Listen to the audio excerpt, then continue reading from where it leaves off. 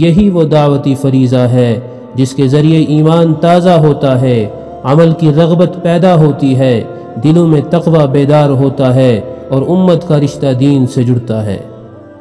میں سب سے پہلے تبلیغی جماعت کے ان عزیز بھائیوں کو خراج تحسین پیش کرتا ہوں جنہوں نے اپنے آرام و سکون کو چھوڑ کر گھروں سے نکل کر اللہ کے دین کو پھیلانے کی نیت سے اپنے آپ کو وقف کر دیا۔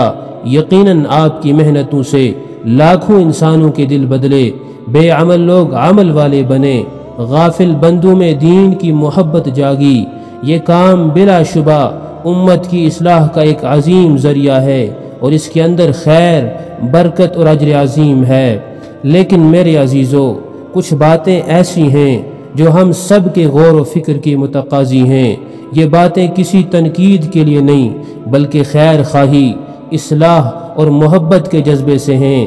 آج کل یہ افسوسناک رجحان سامنے آ رہا ہے کہ بعض تبلیغی حضرات اپنے کام کو دینی مدارس اور دیگر دینی شعبوں سے افضل اور اعلیٰ سمجھنے لگے ہیں۔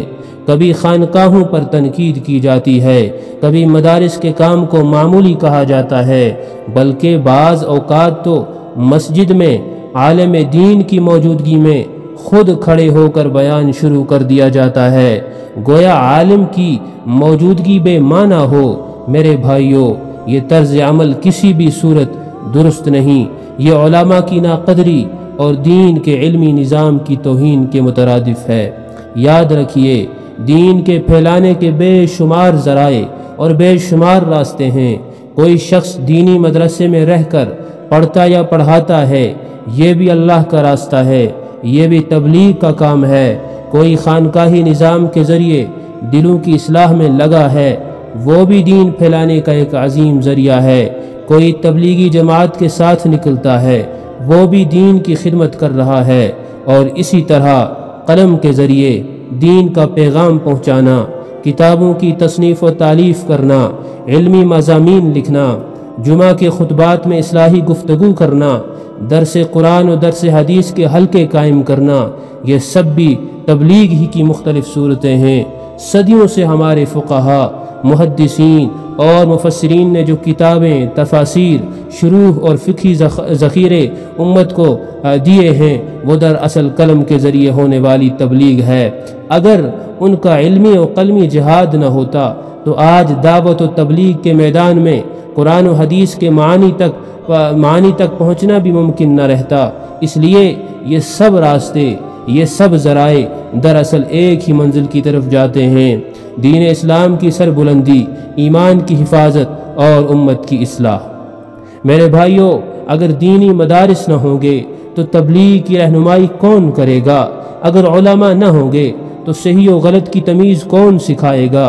تبلیغی قافلہ جن علمی اصولوں پر چل رہا ہے وہ انہی مدارس سے نکلنے والے علماء نے طے کیے ہیں، انہی نے دین کی بنیادیں مضبوط کی ہیں، انہی کے فیض سے یہ نظام قائم ہے۔ لہٰذا مدارس کی عظمت کو کم سمجھنا حقیقت میں اپنی ہی جڑوں کو کاٹنے کے مترادف ہے۔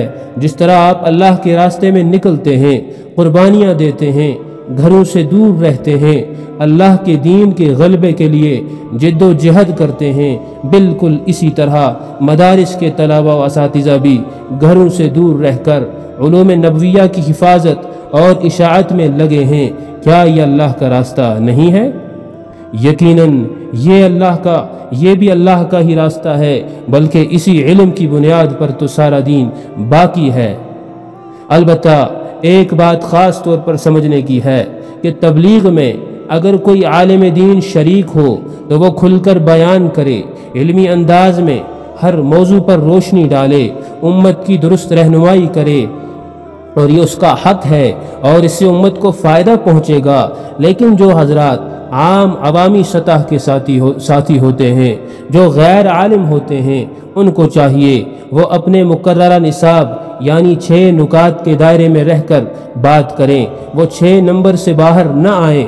جب وہ اس دائرے سے نکل کر ہر موضوع پر گفتگو شروع کر دیتے ہیں تو اکثر علمی غلطیاں، من گھڑت باتیں اور غیر معتبر اقوال بیان ہو جاتے ہیں، اور افسوس افسوس کے بعض اوقات ان کے بڑے حضرات بھی ان غلطیوں کی اصلاح نہیں کرتے، لہٰذا ضروری ہے کہ ہر شخص اپنی حد میں رہ کر کام کرے، علماء علم سے، صوفیاء اصلاح باطن سے، اور تبلیغی بھائی دعوت و محنت سے۔